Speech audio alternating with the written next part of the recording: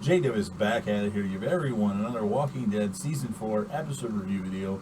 But before I get into that, it's extremely important if you're not caught up to the point where I am in rewatching or watching The Walking Dead to make sure that you pay attention to that episode title.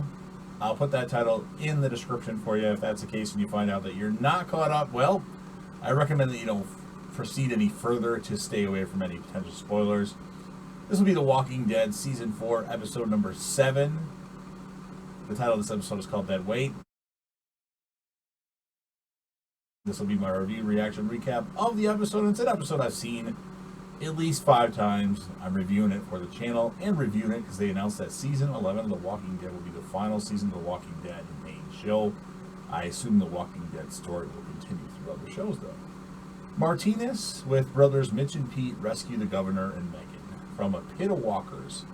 After reuniting with Lily and Tara, the governor joins the camp of Martinez, who appears surprised by the governor's decision to adopt a new identity.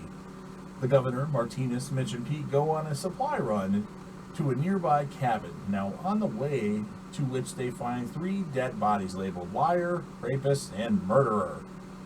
While resting in the cabin, Martinez tells the governor that he wouldn't have saved him if the governor weren't with his adopted family, which Martinez believes indicates that the governor has changed from his old, cruel ways.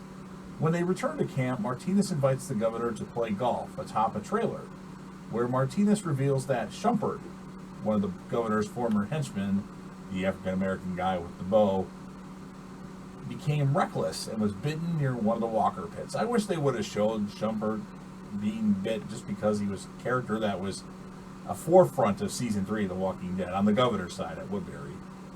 Anyway, Martinez then mercy killed him. A drunk Martinez shares his insecurities about keeping the camp safe, and he offers the governor a co-leadership role.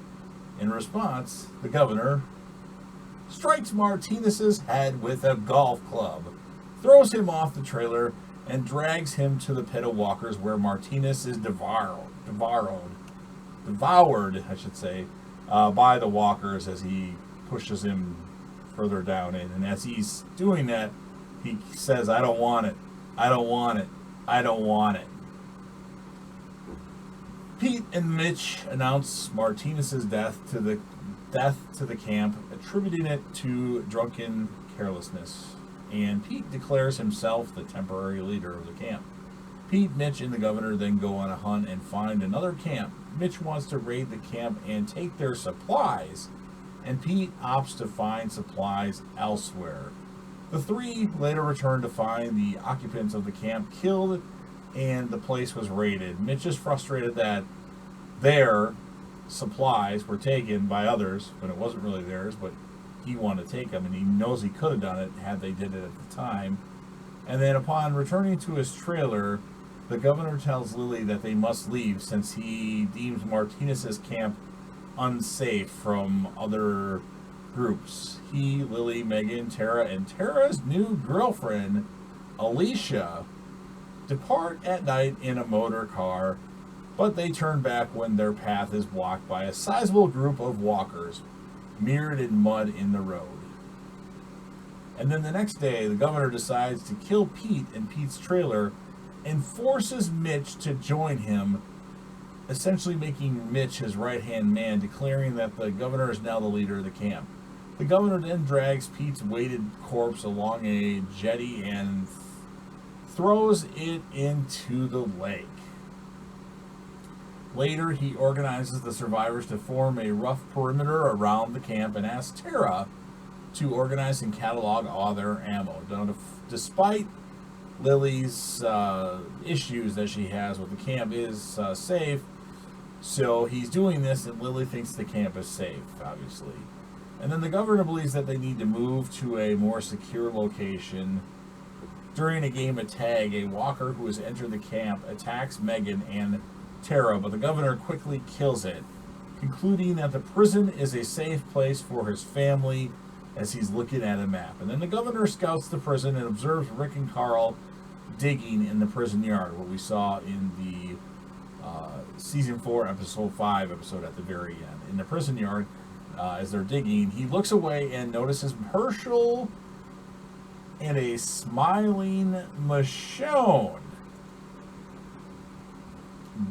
burning Walker corpses, and then angered, he aims his pistol at them, and that is how the episode ends. So, pretty interesting stuff. We have some interesting developments. The governor has a whole new gang of people to go after the prison with. In just one episode, he's created his own mob, and they're going to go out there to prison. And one of the guys, Mitch, in this gang, he has a tank. I'm sure you've seen the episode already. He has a tank, and it's pretty awesome.